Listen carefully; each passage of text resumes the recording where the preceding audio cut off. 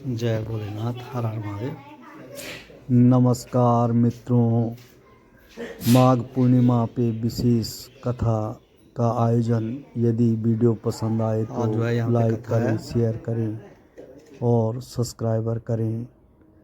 जय श्री राधे, जय श्री कृष्ण, श्री जय कमल भोलेनाथ, जय माता दी। नमः। श्री रिद्धि बुद्धि सहिताय श्रीमन्नारायणाभ्यो नमो नमः। बोले श्री सत्यनारायण भगवान की जय, श्री विष्णु भगवान की जय, श्री महालक्ष्मी देवी की जय।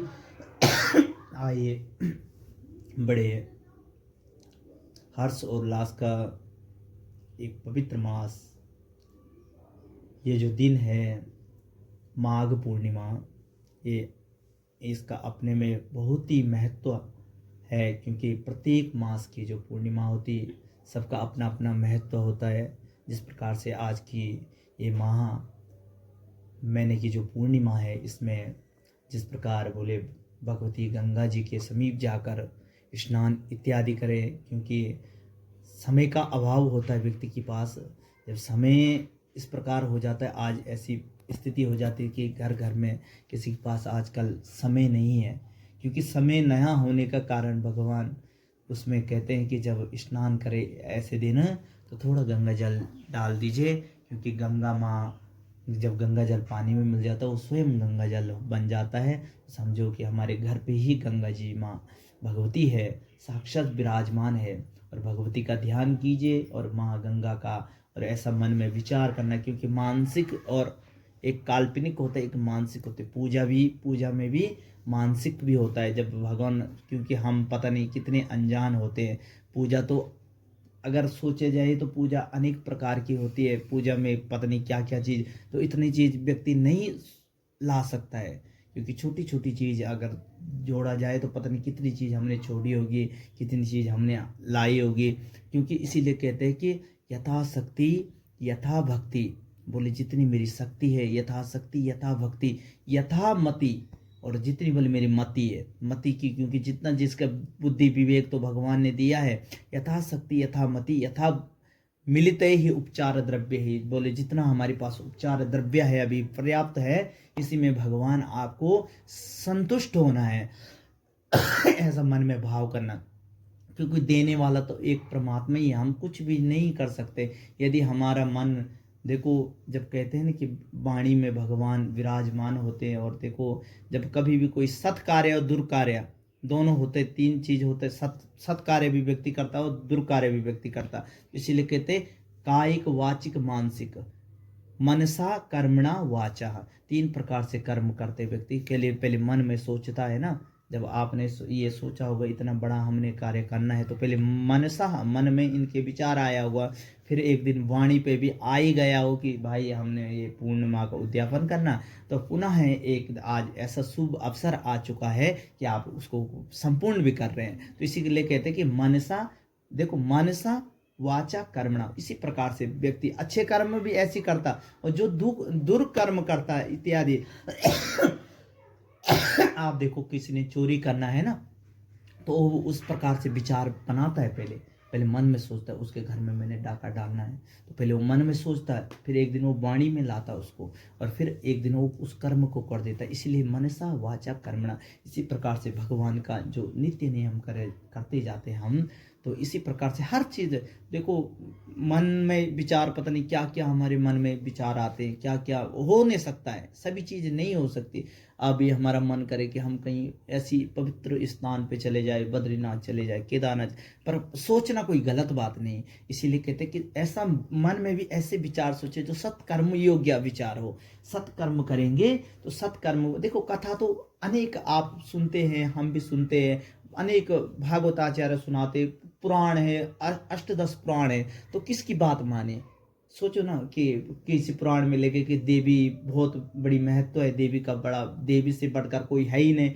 आप देवी पुराण करोगे तो देवी का ही वर्णन होगा कि देवी से बढ़कर कोई है ही नहीं, देवी सब सर्व संपन्न है मानते। और अगर भागवत पुराण का तो भगवान कृष्ण की ही लीलाएं है, कृष्ण से बढ़कर कुछ है ही नहीं। तो इसका मतलब ये नहीं कि जैसे जैसे पुराण है उनमें अपनी अपनी एक महत्व होती है। शिव पुराण करोगे तो शिव से बढ़कर कुछ है ही नहीं संसार में, तो व्यक्ति भटक जाएगा। क्योंकि व्यक्ति भटक जाएगा भाई, कोई कहता कि शिव बड़ा है, कोई कहता विष्णु बड़ा है, कोई कहता ब्रह्मा बड़ा है कौन बड़ा? परमात्मा एक स्वरूप है, ब्रह्मा विष्णु महेश ये सब एक ही है। ये एक कथा, बड़ी सुंदर कथा थी कि भगवान शंकर ने कहा कि मेरा जो लिंग स्वरूप है ना, तो उसका ना तो अंत है ना आदि है, ना तो अंत है ना आदि है। तो भगवान विष्णु और ब्रह्मा ने कहा भाई ऐसा तो हो नहीं सकता कि अंत भी होगा आदि भी होगा। तो भगवान ने कहा कि जाओ, दोनों को बोला कि अगर तुम्हें अंत और आदि ढूंढना है तो भगवान ब्रह्मा को कहा कि आप ऊपर को जाओ, देखो कहीं अंत आदि है, और ब्रह्मा को विष्णु भगवान को कि आप पाताल लोक में जाओ अंत ढूंढो। तो दोनों चले, घूमते घूमते जब स्वर्ग लोक में गए, ब्रह्मा जी गए और विष्णु गए, तो अंत भी न मिला आदि भी नहीं मिला, शिवलिंग का अंत भी नहीं मिला और आदि भी नहीं मिला। तो भगवान विष्णु तो जान गए कि भाई ना अंत है ना आदि, और ब्रह्मा जी बड़े चालाक हैं, उन्होंने अपने को बड़ा समझने के लिए कहा कि नहीं नहीं आदि तो है, इसका शिवलिंग का आदि है। तो कहा कि वहाँ एक गौ माता थी, गौ माता से कहा कि माता आप मेरी एक रक्षा कीजिए। तो गौ माता ने कहा कि क्या आपने, जब हमारी परीक्षा चल रही है, आपने जाके नीचे ये कहना है कि भाई आदि मिल गया। गौ माता को कहो कि आदि मिल गया, आपने सिर्फ इतना बोलना है।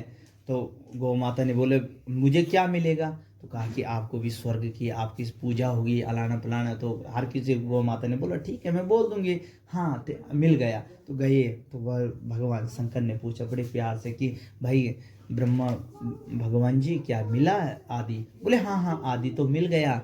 तो बोले आदि जब मिल गया तो गौ माता को पूछा कि हाँ हाँ। गौ माता ने भी सिर हिलाते हुए कहा कि आदि मिल गया, किया और पूछ से मना कर दिया कि आदि नहीं मिला।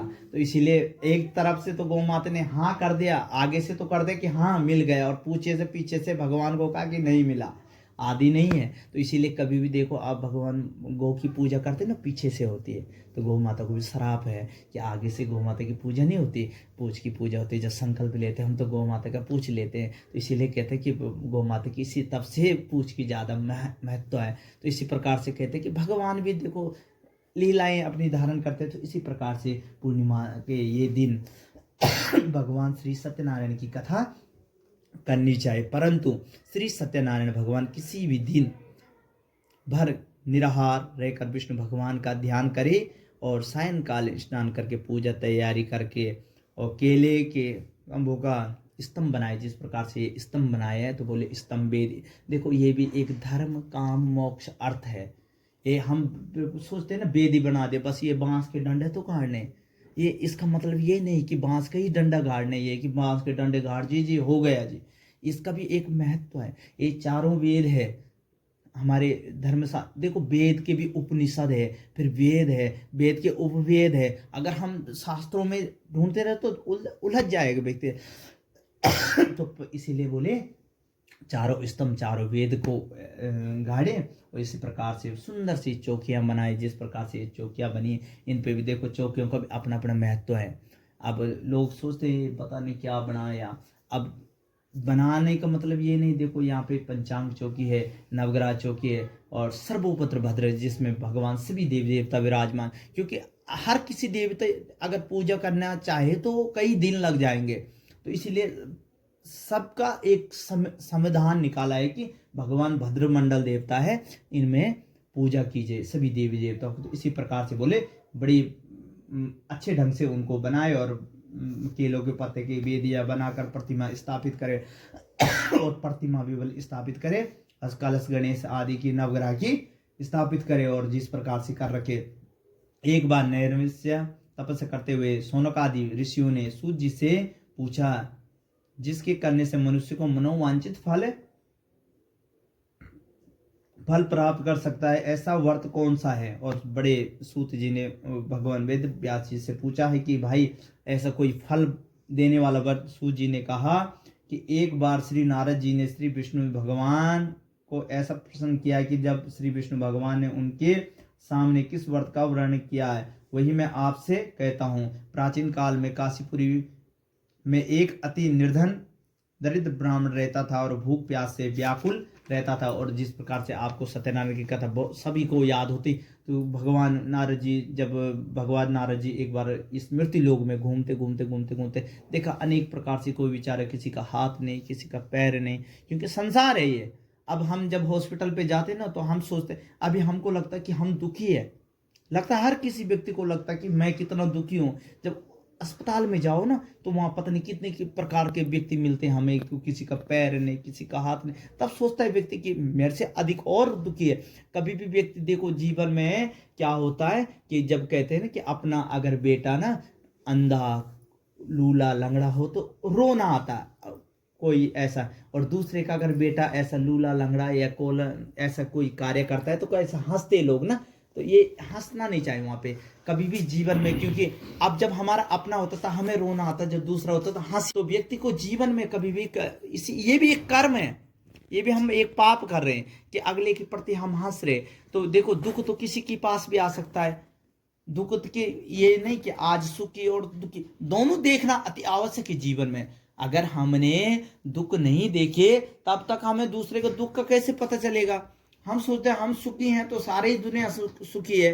तो इसीलिए कथाएं का मतलब ये नहीं होता कि कथा तो अनेक प्रकार से सुनते हैं। मैं पहले भी आपको कहे कि कथा जिस प्रकार से, तो बोले अनेक प्रकार से, बोले जब देखे नारद जी घूमते किसी को किसी दुख से दूर है, कोई किसी से दुखी है, कोई आज से दुखी, कोई पड़ोस से दुखी, कोई कहीं से दुखी, किसी के संतान से दुखी, कोई किसी प्रकार से।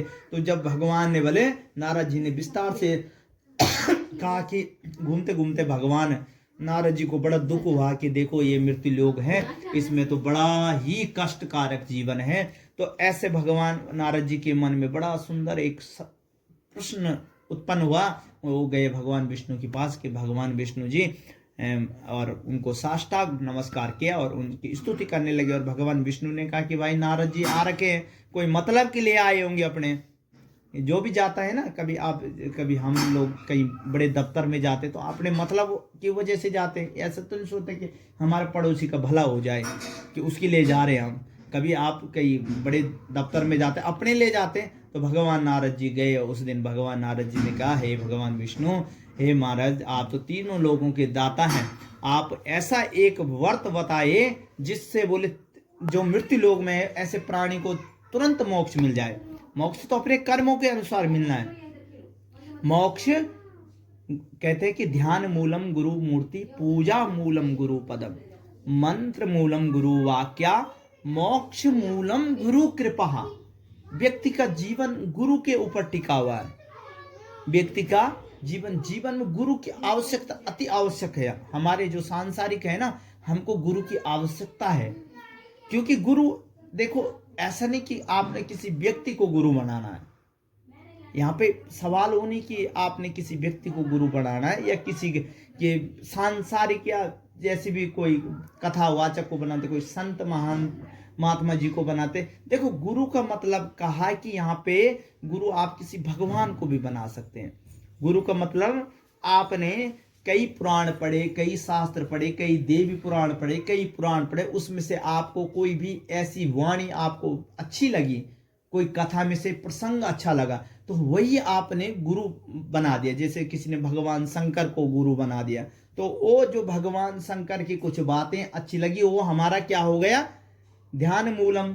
क्योंकि शंकर भगवान तो हमने भी नहीं देखा, आपने भी नहीं देखा तो नहीं है ना, परंतु ध्यान कर दे। ध्यान मूलम गुरु मूर्ति, भगवान शंकर इस प्रकार से, भगवान की जटाएं हैं इस प्रकार से, तो भगवान का ध्यान किया और भगवान शंकर को गुरु बनाया, भगवान विष्णु को गुरु बनाया।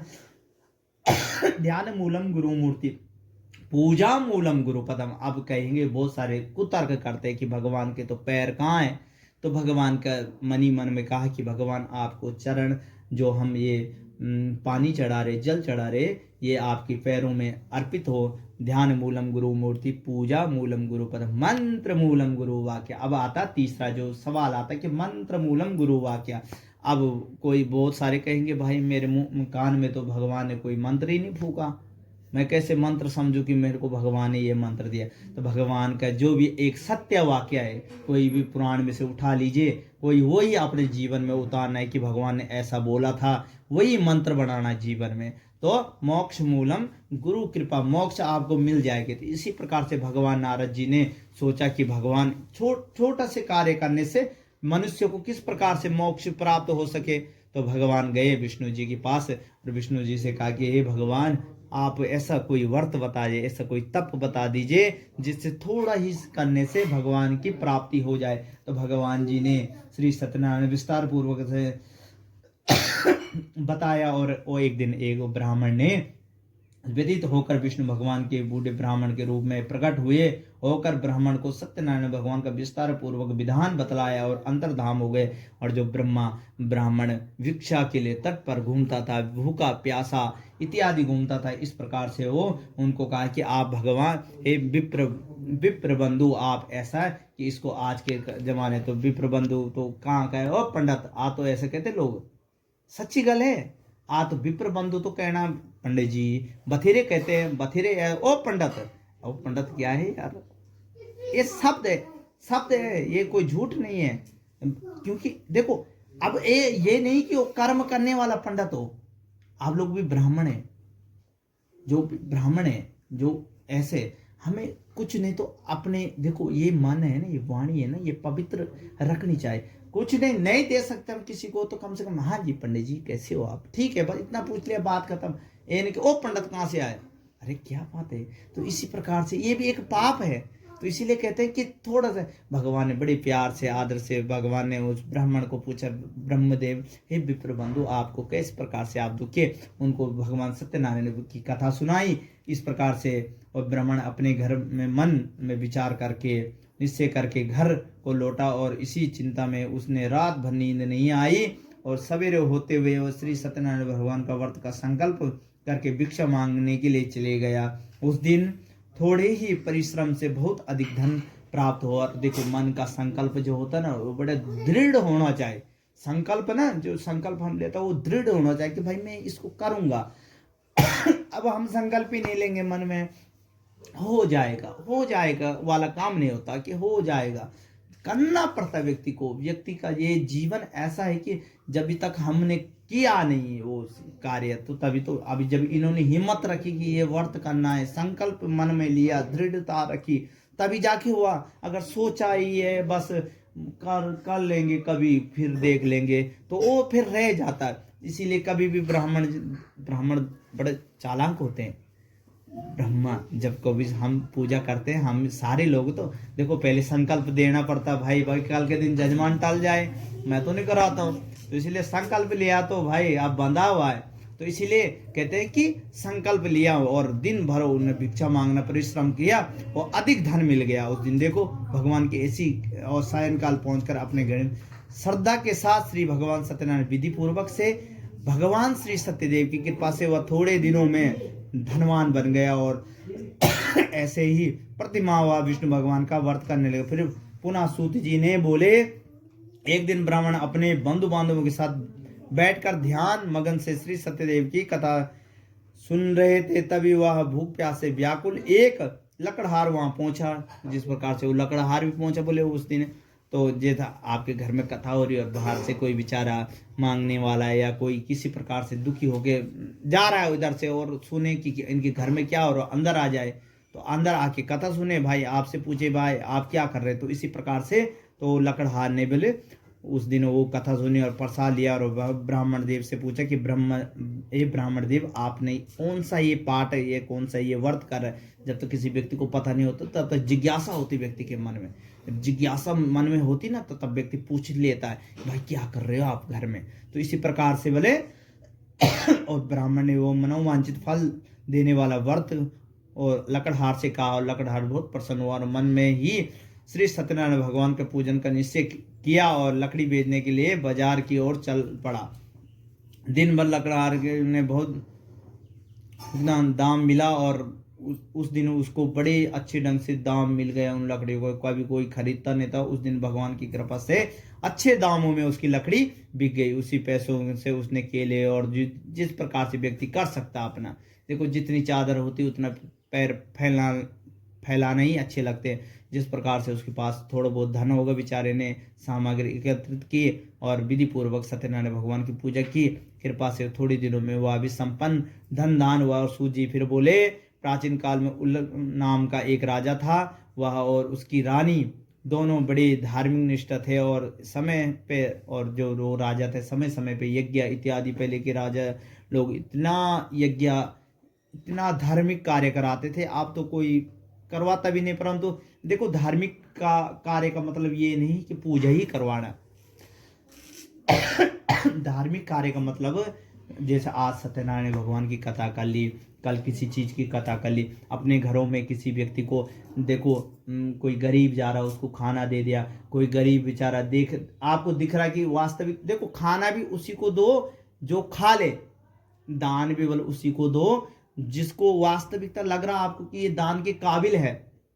अब आपने, मेरा पेट तो भरा है, आप मुझे पूछोगे ना कभी कि पंडित जी आ जाओ खाना खा लो, मेरा तो पेट भरा है, मैं तो कई बहाने मारूंगा, जी महाराज क्यों दे रहे, कैसे दे रहे, कै तो क्योंकि और अगर कोई व्यक्ति भूखा है उसको पूछोगे ना आप कि खाना खाओगे, वो कभी आपसे सवाल नहीं करेगा कि क्यों दे रहा, कैसे दे रहा, लाओ जी खाओ, और खाएगा निकल जाएगा। इसी प्रकार से बोले दान भी ऐसे व्यक्ति को दो जो वास्तविक, और दान देने का देखो एक बड़ी सुंदर कहानी है कि दान वो दो जो आप स्वयं यूज करते हैं।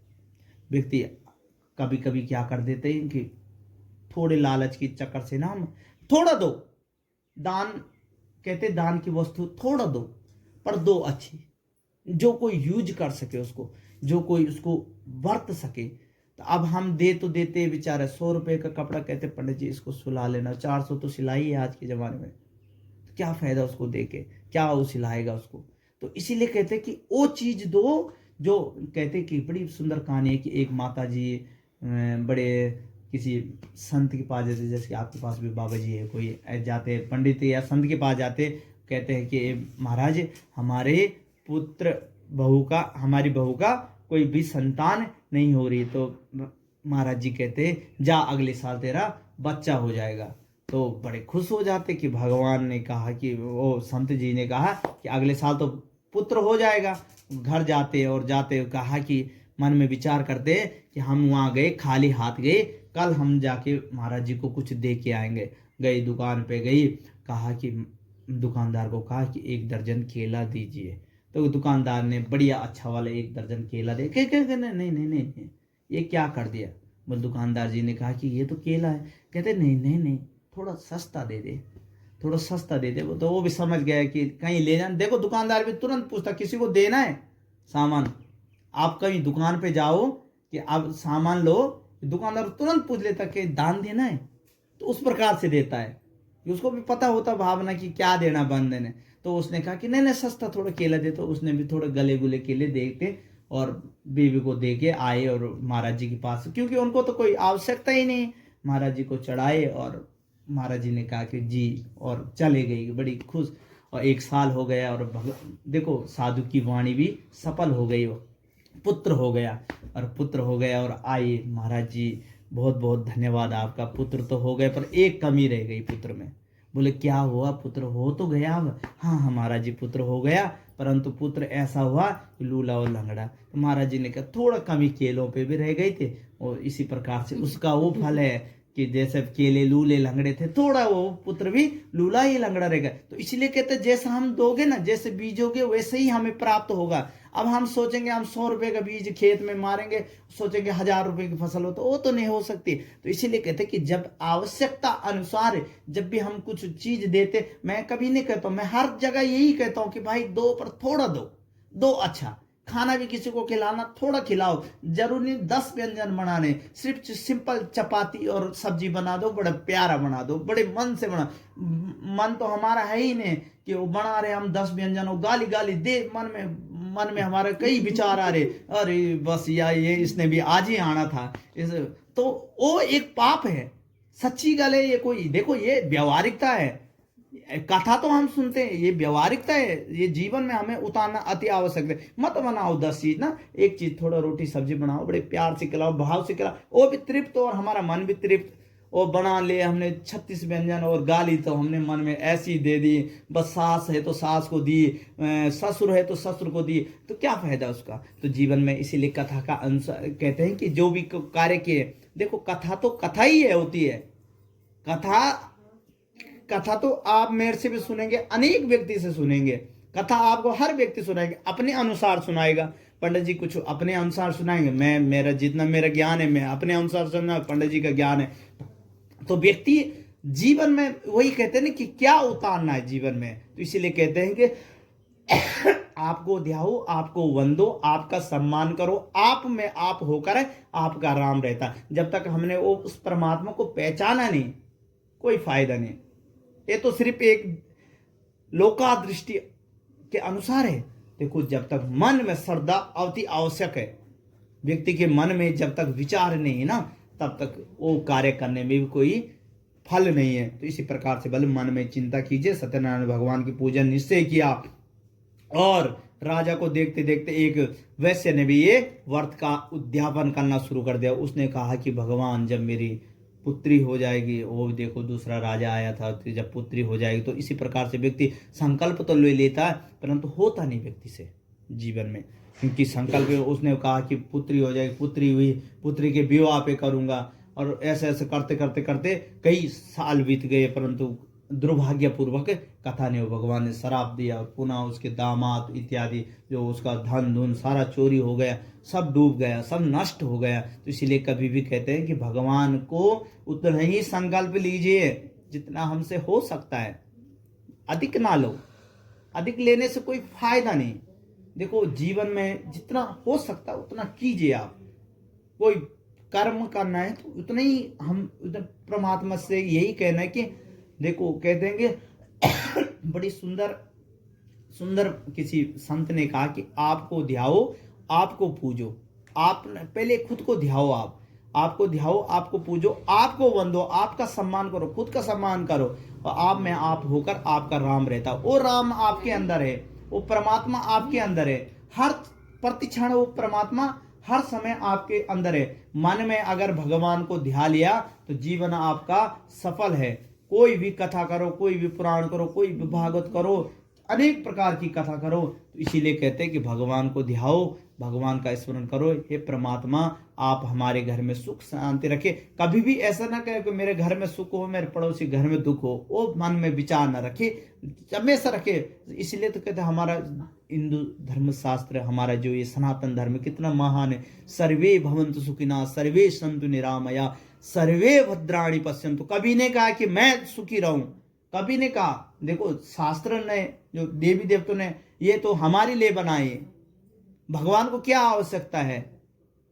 भगवान को है आवश्यकता कि ये कथा की, ये पुराणों की, उनको क्या आवश्यकता है? ये हमारे कल्याण के लिए बनाए। इसको हम भी यही कल्याण की भावना से सोचेंगे ना, कल्याण की भावना से सोचेंगे। अब देखो कभी कहीं कहीं फर्क हो जाता है मंदिरों में, गुरुद्वारे में, हर जगह आप भेदभाव की दृष्टि से देखा जाता है।